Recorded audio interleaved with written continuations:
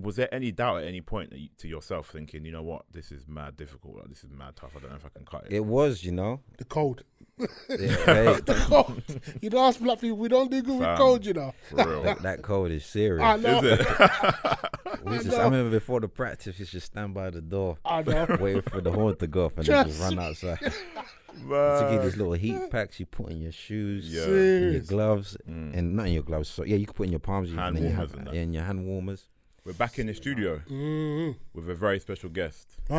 So before I let you introduce yourself, those who don't know, Jermaine Allen, or Coach Jermaine Allen to some of you, some of the accolades, because the list is long, boy. Like, it's one of them ones. Be all day. Literally. So, you started at Staffordshire Uni in the UK before you went to the O's. But not only that, you then went to play in Germany and stateside as well. Not to talk of some links with the NFL Academy. So, Jermaine Allen, introduce yourself to the people, man, and welcome to the show. Thanks for having me. My name is Jermaine Allen. Jules already said it all. And that's about it. So let's start from scratch. How did you even hear about American football? Because we have a lot of podcast episodes where we talk about how we all found out about the sport. Some of us by accident. Yeah. Some of us through word of mouth. How did you find out about the sport? You know, I used to when I was younger, I used to watch on Channel 4. They had this program called NFL Blitz. Might be before you look. I don't recall that show, but the name is interesting. So I remember watching that when I was younger, and then I used to say to my mum, like, I want to play. She said no. She said that sport's too violent, so I never. And then I used to where I grew up in Brixton. I used to train in this gym called Flaxman. That's how I met Jeremy. Yeah. And Jeremy was telling me about it, and then when I went off to university, they had a team. Would this be Staffordshire Surge? Yeah. Staffordshire Stallions. Oh, Surge is Stallions. Surge is the senior team, yeah. And then I saw them playing. They had like the Freshers Fair sort of thing, and then like these guys were throwing the ball around in the car park. So I was like, oh, let me give that a try. Yeah, go and sign up. Trust me. So and then I said, this is my chance to play.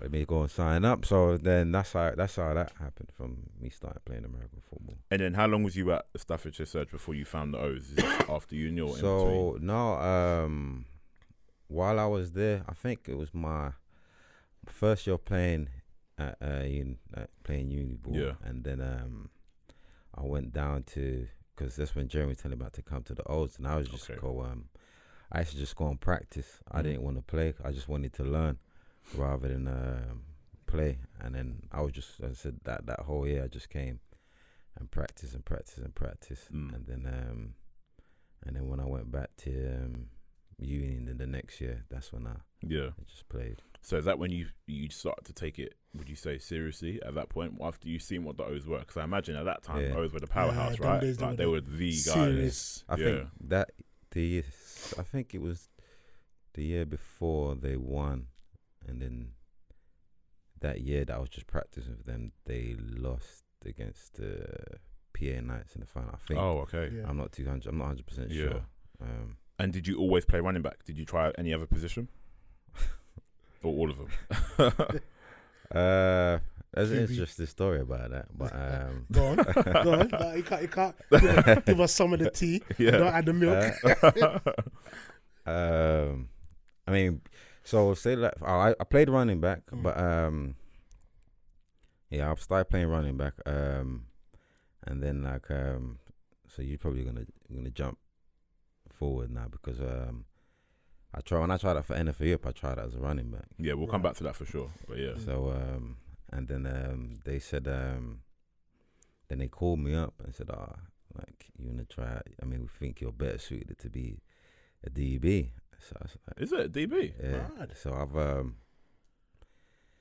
was a lot smaller then. Yeah. So I was like 205. So then I was like, never played there before. So I was like, okay. Yeah. And then like went to the training camps in Germany, and then and then you're against like all the best other guys from around Europe are there. So had me in that back pedal. I didn't know what I was Needle doing. on a haystack type thing. You know, you're like, what's going on here? Getting cussed out every meeting by the DB coach. It was in fact it was me and Leonard. Okay. Because he was a running back too, and then they both changed us both to DBs. Yeah. And I remember just looking over at the running backs, like I want to be over there. Yeah, so you knew. And then the coach was like, "Don't even look over there, because you ain't getting over there." Keep that line, boy. And then and then after that camp in Germany, like I was getting cooked. I didn't know what I was doing. And then I don't know, they must have seen something. Then they called me and said, "Oh yeah, we think like you can go to Tampa." And I was just like, "Jeez." I was like, what? Nah, I ain't going, you know. You ain't had the half, bro. I said, "Nah, I ain't going," you know. And they were like, "Why?" Yeah. In fact, it was Jeff Ramble that called me. Is it? Yeah. CFL, you know. He goes, "Oh, we think you got a chance to go." And I said, "Nah, I ain't going." They're like, he's like, "Why?" I was like, "I'm going on holiday." He's like, imagine. Trust me. Opportunity like that. Nah, man, I got to go on holiday still. He was like, "What? You got a chance?" I was like, "Yeah, I'm going on holiday." And I was like, "I'm coming back as a running back." And he goes, I said, "I'll try next year. I'll come back as a running back." And he's like, "I don't know if it's all right." I'll come back as a running back. So I just made it my point. Yeah, okay. To prove him wrong. Yeah. So yeah, that's the only time I've when I first like. All right, so if we take it back to the O's, what was it like playing for the O's at that time? Because it's different. It is different right now. I don't know if you've been tracking everything. COVID has messed up a lot of things. A lot of players have gone missing, and teams ain't the same right now. But O's back in the day were the powerhouse. So what was it like playing amongst some of the names you mentioned? Jeremy, we've had him on the show. We had so like when I played, the year that I played for them, like Marvin, Adam, they were playing in NFL Europe at the time. Okay. So they had already gone. They already gone. Right. And they kind of said it was like they're rebuilding. Yeah. I mean, so I was playing with Clive. We had Clive there. We had Stuart Franklin. Yeah. We had Wiley. We had some names, man. We had I think we had Sasha. We had Lauren. There was a bunch. I mean, they still had like there's a bunch of people that were still there. Yeah. We had Scott Roy. He was still there. Man, we had there. Yeah, oh jeez. We had Wesley Roach. As I said, there was still like people there. Did you find it easy to transition from? Obviously, you started at Staffordshire. Did you find the transition easy coming over to the O's? Because I guess you'd been involved a little bit already. I mean, I used to go to the practice, but I wasn't like weren't too active. Yeah. I was just I'll go practice and then I wasn't like trying to really be like on the team and such like that. I just wanted to learn, and then but like going there, I mean, it was just running backs it was competitive back then because there was like 9 of us. Wow, everyone fighting for them reps, man. Like it was like 9 deep. Wow. And then there was 9 of us, and then so we had Matt Coppinger. Okay. And then we had Barron. We had Michael Andrew. We had me. We had Gareth. We had this guy called Keith. We had Daniel. Everyone fighting for a spot. Everyone fighting for a spot. Like I said, I'll run it back. We had a lot. There was a lot of us back then. And then like it was just made and Coach Vic made it competitive at practice for us. So when it came to the game, it was like you had to prove it. A lot of guys have said, guys we've had on the show. So we had Bish and Obi and Bama, and they've all kind of said the same thing. Like, their practices were intense. They were like full on because they wanted it to make it. When you come to game day, you know what to expect, type of thing. Like but practice is supposed to be hard. Exactly, that's exactly what they say. But you went on to win a Brit Bowl, no? Yeah. MVP. Won a Brit Bowl. Is that with the O's? Yeah, with the O's. Yeah. Won a Brit Bowl. I didn't even know Someone just told me. I said, huh? Can you imagine that? Okay. After how many yards and touchdowns? I'm going on holiday. Yeah. I won an MVP. Yeah. Is it? Cool. Yeah. Yeah. Very laid back. I like that. It's dope. I just I do remember that game. I do remember that game a lot because you had Neil and Mike was just always just talking to me the whole game. Right. So that was why. But, and how did you find, like, obviously it sounds like the game, would you say anyway the game kind of came easy to you, or is that because of the effort and the work that you put in? Because I say that for some people it's quite difficult to get into a sport like this because of the contact. Like, had you played contact sport before you joined Staffordshire Surge? Like, you hadn't, you've been exposed to the sport. At school I played a little bit of rugby. Okay. I mean, because you had to. That's what everyone does. Part of the curriculum. Yeah. Okay. But other than that, I used to play basketball. So a lot of people come. Yeah. Came from a non-contact sport. Yeah.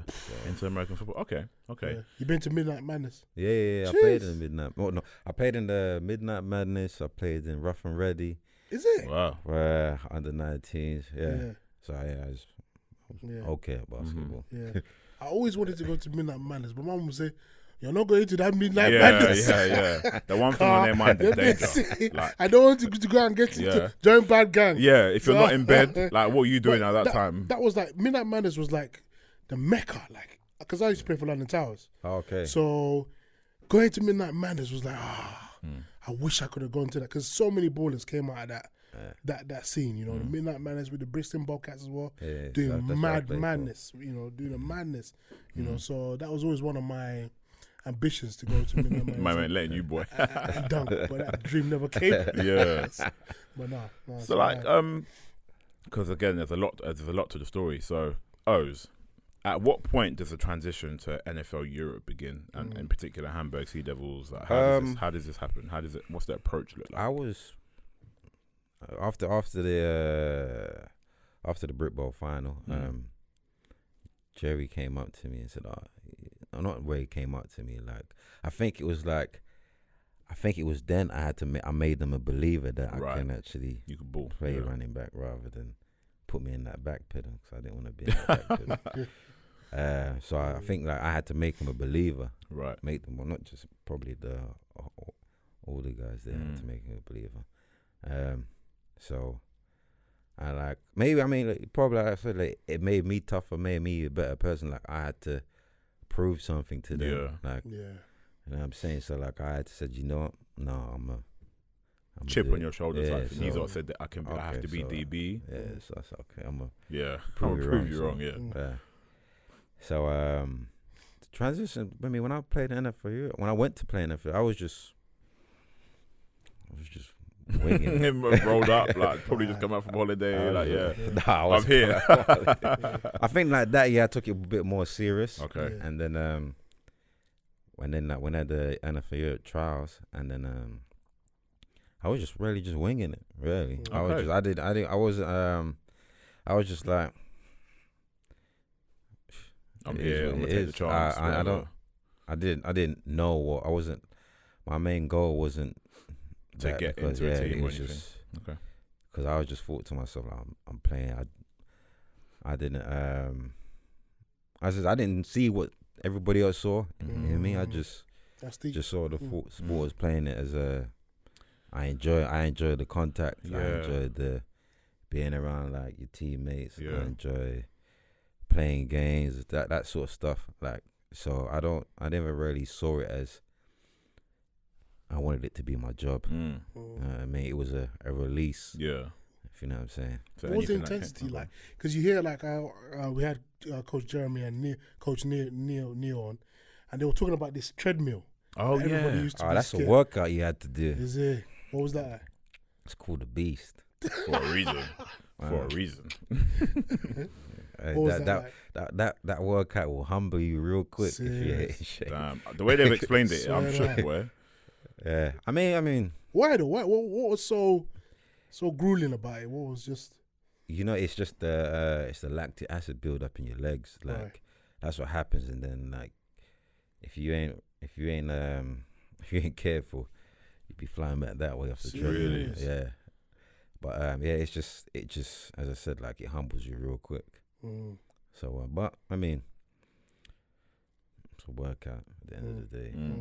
So, and was obviously like the way you're approaching it, like you weren't necessarily making it your aim to get on the team, but you were there and you were gonna make it. Yeah, I was gonna try my best.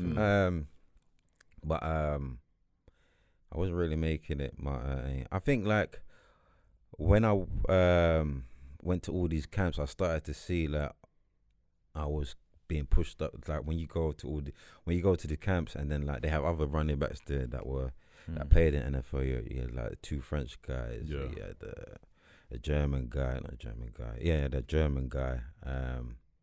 And then like they've played and they start to put you on the same kind of like, and then you're going with the first string. And then they go in after you, and they're just like, it's your time now. And then that's when you start to think like, oh, okay. It's for real. Maybe it is. Then you go, you're with the first team all the time. And then you start to see like, you get a bit more respect, I'd say. And then that's when I started to think, so okay, maybe somewhere. Yeah, exactly. So what was your experience like with the Sea Devils, who have actually made a return now with the ELF? What was it like playing for them? Did you feel like you kind of mentioned it, but did you feel like you eventually got to a point where you were like, you know what, I could make the next step, and we'll come to the NFL in a minute, but playing for Hamburg Sea Devils, what was that like? The atmosphere, the crowd? The crowd with me,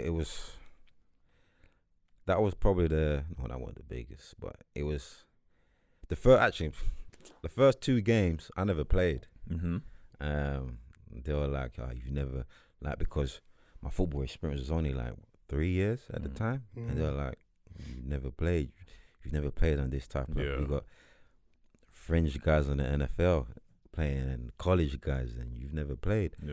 And then so in practice you had to show your work, make them a believer. And then it's like my coach who's the commissioner of the EFL now, actually got me to play. He was my running back coach. Is it Patrick? Yeah, Patrick it was my running back coach. Small world, man. Yeah. Serious? He was my running back coach, so he's the one that actually pushed him and said like he needs to play. Yeah. And then it was like it's politics then, because you have guys that are allocated from NFL teams, and you're English dudes and with no college experience. They don't respect it. Yeah, so you're just a guy that's just like, you're maybe just trying to push him because he's a European. But he fought for me to play, and I had to start on special teams.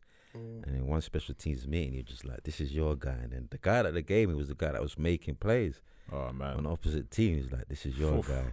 And everyone used to look at me like, I hope he makes a tackle.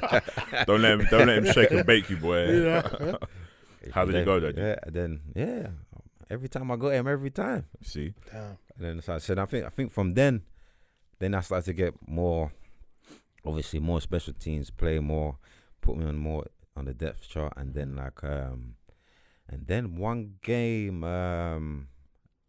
both our running backs was out, and then one broke his rib, and then the fullback, they made him play tailback, and then when he used to come out, then I got to play, and then I think from then I started to get, then I would get in on games after that when I played in that one game, and then I think that game I got National Player of the Week the first time. Wow. Yeah. And then took your opportunity, man. That's it. Because there's a big difference between, like you mentioned there, 2 of the guys were hurt, right?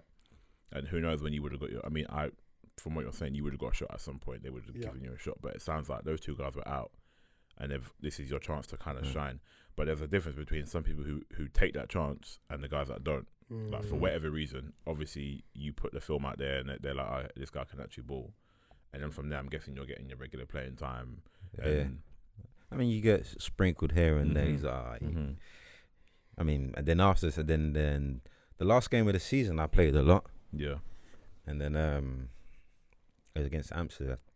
I played a lot, and I think that's when I got my first touchdown.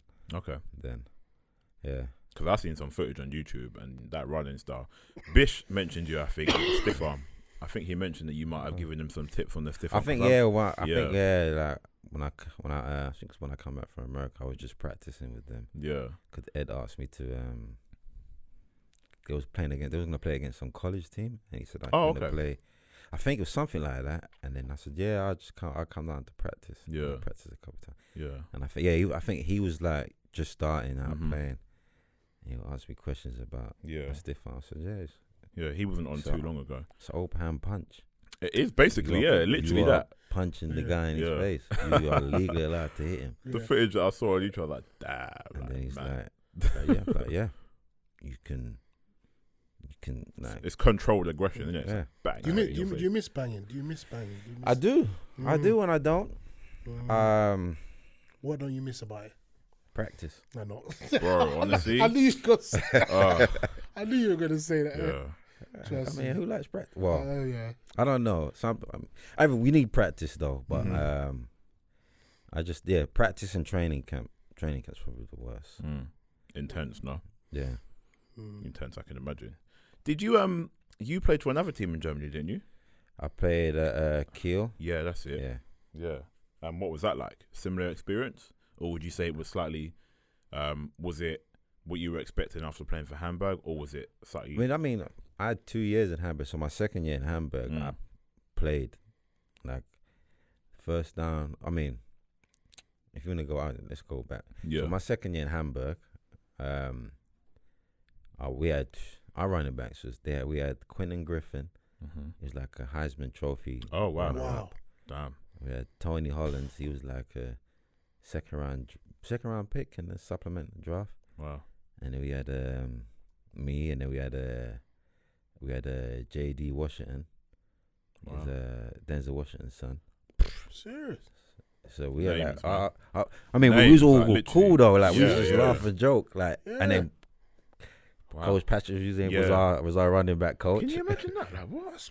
We used to be laughing and joking. Yeah. Like, Sounds like the vibe was there. Yeah. It was like Quentin. I was like the third down running back, so I was going. I was better at pass protecting than them. Yeah. Okay. And then I was there that year. I used to get more playing time. And then never started though, but it was like. And then later on in the year, it just was like me and Tony because Quentin got hurt. Right. And then it was just me and him the whole time. Then that's when we won the World Bowl. Well, that says a lot.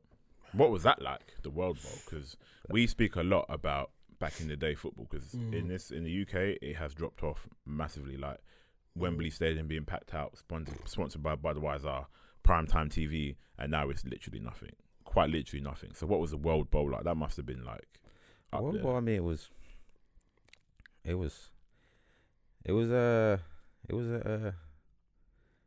good. I can't just say it was good. That was the biggest crowd. Like at that time, biggest crowd I ever played in front of. Yeah. Sorry. And then but you don't really notice the crowd actually. You kind of just block it out. Yeah. So like obviously in the beginning you see it, and then after that you're just in the game. You're not really. You're not focusing on all the sound and noise. I get that. A lot of people say that. I guess like one of our guys, Remy, he plays in the GFL, and they obviously have fans there a lot more than they do in the UK. And he speaks about it all the time, where like you got packed stadiums, but okay, you do your run out in the smoke and the fire and all that. You acknowledge your fans, and then you come to game time. And you have a job to do. You got a man in front of you. In our case, you might have to like block someone, stiff arm, or run for a gap. You're not really like looking at the crowd, and you're not really taking that in. They're there in your peripheral and your subconscious, but you're not actually, focusing on them.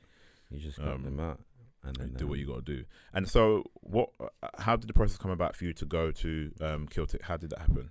Oh, that was after I played in the NFL and everything. That was like at the end.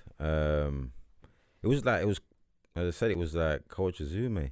Like he asked me if I wanted to come there and play. So I said, all right. But that was that's like 4 years later. He sounds like a very he obviously saw something, right? And was like, let's get this guy a game time. Like he sounds like obviously the fact that he set up the ELF, I guess, speaks volumes. Like you mentioned, he was your coach, and now he set up the whole if you like the NFL Europe once again, which is expanding, by the way, so you say you miss playing. I'm a bit too old now. If you want to play, I hear the London Monarchs are making their return. Exactly. But let's shift things forward to the NFL. So some people may or may not know you had stints with the Saints and the Bears, right? Yeah. Before we discuss how that was, what the experience it was like there, because I'm sure people want to hear about that. How did that come about? Did Patrick have any hand to play in this? That's okay. So let's. So my first year in NFL Europe, he tried to get me to the Raiders after my first year as a free agent. Really? And then because he was going there as he was working there, he used to do the summer internship thing there as a coach, and he knew somebody. He's like, I'm gonna try to get you to come there as a so you can try to see if you can make the team as a free agent. And then it didn't come about, and then it was like the next year obviously I had more playing time, and then playing a bit more, they had more confidence in me. Then it was Tony Allen that came up to me and told me at the end of the World Bowl, like he came up to me and told me that I was going to, and I was just like I was happy, and I gave him a big hug. I'm not an emotional guy. Yeah. But you felt it then. Yeah. And then I'm not surprised you said T.O. Like that's uncle right there. That's literally uncle. we speak about Tony Allen like all the time, mainly because we want a chance to sit down with him, and it's near impossible. Like everyone knows, like it's mad impossible to get hold of Tony. But I'm not surprised the fact that you mentioned that he's the guy, kind of like shared that news. So he told me, and I was happy. And then I was just like, he told me, I didn't want to say nothing to no one. You want to keep it quiet. I keep it to myself. I didn't come up to him and say, what did he say to you? You know the deal, man. You knew what was going down. And then I told him, and I told Scott McCready. And then, and obviously the other running mates. But I didn't really want to put it out there like that. Yeah, because I was. Yeah. It was just humbling, isn't it? Yeah. And then, that's how. Then he told me I was going on the International Pathway program. Yeah. He said I was going to Chicago, and I was just like, imagine that, like a whole Chicago, from Staffordshire, to Chicago, from Bricky.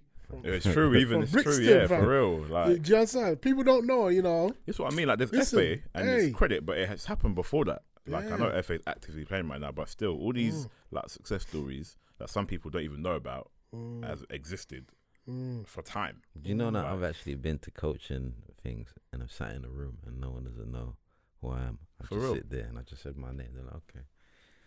And then they've just been there talking. I'm like, but I like that though. Yeah, low key. I hear that. I like the fact that I can just go to these places and just be blend in. It's not until someone types in that name in Google. Oh, really? Like, you played that?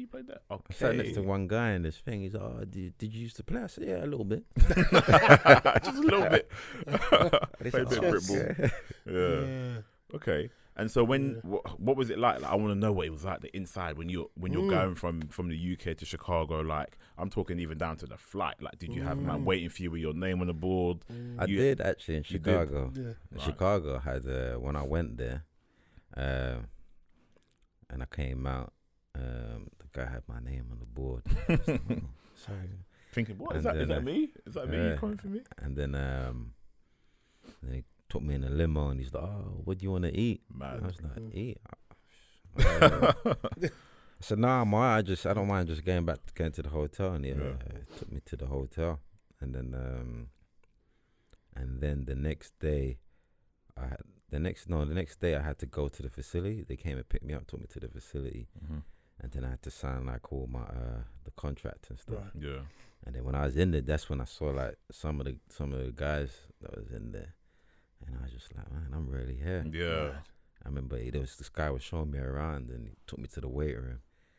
And then like you see like a couple of old linemen, and then I saw like Brian Urlacher, and then I was like, mad. That's nuts. That's really him. That's a big person to go see, man.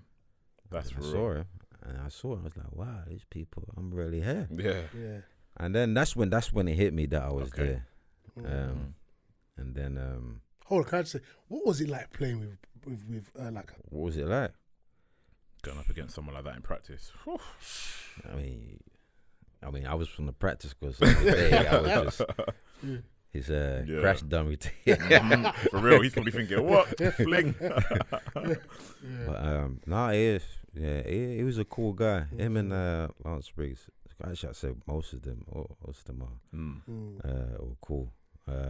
But like, it's like, as I said, like one of you seeing them like go to the Super Bowl the year before. Oh yeah. And then you're actually there with them, and you're just like, it was. As I said, it was an experience.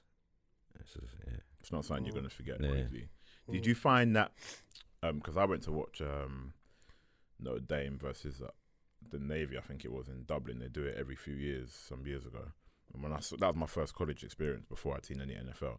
And when I see them come out, and I was looking at these guys, I was like, these guys are huge, Massive. Like, I know it's a different breed in the States. Like, if you're going to play ball, like, it's completely different. So when you got there, you see Brian, he's obviously a unit, but were you surprised at how big they actually were? Like, no, I mean, because in like NFL Europe, there's the same kind of thing, similar. Okay. I mean, so it wasn't so much a shock. Yeah, no, not really. Okay, what about the culture? Like, I guess you're slightly used to it being in NFL Europe, but being in the actual NFL now, it's just accelerated even more. It's like there's a jump. So, for example, there's a jump from going from playing from Stallions to the O's, and then the O's to NFL Europe, and then the NFL Europe. There's like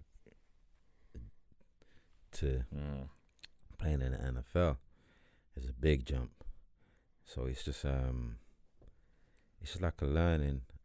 It's a learning curve, but then like you just see like the evolution of the bodies, innit? You're playing at uni now. Yeah. You see a guy that is a DB size playing on the O line. Yeah. I think what's going on here? Like you see that, remember, you see that. Spot. You see him there, but then you get to the NFL, you see you got 6'5", 260-pound linebacker. Easily. And then but like I said, but then like the running backs wasn't really that big because I was the biggest one. Oh, okay. Yeah. I mean, the fullback. Yeah. I was the biggest one. Even nowadays, though, you see guys like Tariq Cohen, who's on the Bears, and he's like mad small. So I guess it has changed. Like it used to be predominantly like the workhorse backs, like Steven Jackson, like the Rams and the Falcons, who were like the big body guys, all three downs, not necessarily all that quick, but hard hitting. And now you're looking at guys like Alvin Kamara. But Alvin Kamara ain't small. Well, this is the thing. He's like when we're watching 220. Serious? And he's like, what, 6? You don't look 220 though. This is the thing. When you're watching it, he doesn't look 220. Yeah, when you're watching it, they don't look all that big. Like you just think to yourself, because it's on the TV, it's different, isn't it? Okay, so is that whilst you're there? So you're with the Chicago Bears, like you're living the dream essentially. You're amongst all these names, and they had previously gone to the Super Bowl the year before. Was there any doubt at any point to yourself thinking, you know what, this is mad difficult, like, this is mad tough, I don't know if I can cut it? It was, the cold. The cold. You know, us black people, we don't do good with cold, you know. For real. That cold is serious. I know. Is it? I remember before the practice, we just stand by the door, waiting for the horn to go off, and then just run outside. To get these little heat packs you put in your shoes, in your gloves, and not in your gloves. So you can put in your palms, in your hand warmers. Serious. But no, it was freezing. There's one time I left a bottle of water in my car, and I went up to my apartment for a couple of hours. Came back and it was frozen. Wow. What? That's how cold it got. That's mad levels of That's cold. how cold it got. Like cold. Like how are they playing games? It was like razor blades, like it's just cutting your face. Serious. Like, when the wind was blowing, it's cold. And I remember that, like the defense never wore sleeves. Like they weren't allowed to wear sleeves. They're like, nah, we don't wear sleeves in the cold. Man. Told you all you need to know. Like what? Like, yeah, because I just imagine like, we've had other people like Brit ballers who have gone to play in Europe and whatever. People that have talked about at any point whilst they were abroad that for some reason they just felt like it wasn't going to happen for them, or something wasn't going right and it wasn't what they thought. So aside from the cold, did you ever have that doubt in your mind? Some, like I said, some days I thought to myself like, man, this is mad difficult. Like, obviously it's like, it's the hardest thing is the playbook. Okay. Because you're just, I mean, those guys, they're getting OTAs, they're getting, True. you know what I mean, mini camps and all of that. Yeah. I'm going there straight into training camp. Yeah. You got to learn what they learn and catch up and learn all this new stuff. Extra stuff. Wow. Now. Yeah. I've heard a lot. We hear a lot right about how now. difficult playbooks are, terminology, like schemes and whatever. Did you say it was quite complex, quite difficult? The Chicago one, it seemed more difficult than when I was in New Orleans. Okay. But I used to just like study at night before I went to bed, wake up and I'll study again to make sure as well. Like I'll go over the same thing again before I went to bed. So he rolls in my mind, and I wake up in the morning and did the same thing again. It was Coach Victor that taught me that, you know. He said to me, that's what you should do. Yeah. Bro, all these name drops, man. It's literally like, for real. Yeah, we've had him. Victor is the guy, man. Yeah. So, you mentioned it just there, the Saints. Yeah. You had some more experience there. How did that come about? We had like these other camps, we had these other camps in like around Europe. Same thing again, because there was no more NFL Europe. Of course, they had disbanded at that point, innit? They just completely stopped. And then we had these camps because they wanted to keep the program, so we had these camps. And then obviously, coming back from being in Chicago, it was just the so you're just back in it. Yeah. Was it all? Would you say it was similar to the NFL Europe teams that you played on? Would you say being on the Saints was the same kind of level? What was the running back room like? Did you find it slightly more difficult? Running back room. I said both running back rooms was cool. Okay. Like it was, that helps. They both of them like I will go to their house, invite me to their house and stuff like every time they would invite me out. Like a family type vibe. That's cool because that helps. They do all of that. New Orleans, we was constantly laughing. You know, because it was like this guy. So you had Reggie Bush, had Deuce McAllister. Oh yeah, I've seen them pics. Yeah. They were just always making jokes about something. They always making jokes about something. So it was just always laughing, and then so it was good. Like the running back room was cool. Yeah, and then the running back coach, he was alright. So he was just, they would just ask me stuff about hair because we was coming over here for the Wembley game. Yeah. But is that when? Oh, right. So they would have come here to play their game at Where would it have been? Wembley. It was Wembley. Yeah. Oh, okay. So getting to know. In terms of the city though, because I've heard a lot about New Orleans. Like, apparently, city is a massive vibe. Yeah. So it sounds like you would have preferred that city over Chicago. Is that what? Yeah, I like it. I did like New Orleans a lot. I liked it because it was just chilled and laid back. Yeah. And then there's like different parts, so you can go to like the French Quarter, and then you can go to like the old New Orleans. You just see like all the history. Yeah. So I like that, all that sort of stuff. That it was just the culture as well. I kind of preferred that because it was just everywhere was just easy going there over Chicago. I mean, it's like Chicago's more the workers hustling, business, it's to interesting, work, because like when you look at certain teams, like some teams you kind of get the vibe that they're a bit more like chilled and relaxed. Like you go just look at the sideline, you can just kind of tell. Some teams it just seems like there's more of a vibe, togetherness. Not that they ain't togetherness, but on some teams it kind of looks like it's all just like uptight and mad curfew. Did you have curfew? No, that kind of things. I mean, the night before the game, curfew, but okay. But that's, I don't know if they do that. Yeah. Anyway, but that's. So you've had NFL Europe? No, actually, NFL we didn't have. No. My second year we did it. That's the funniest thing though. My second year we never had curfew. Yeah. All our coach said, just don't close the club. Man, that's club was closing at 6 a.m. Serious? So long as I left by 5, I was all right. That close the club. That's a lifestyle, man. That's a vibe. That's an absolute vibe. But then we did all that and we won. I mean, when you're doing that and you're winning, when you're doing that and you're winning, it's a different story if like that's happening and then if you're losing. But if you're winning, do your thing. But I'm not saying to do that.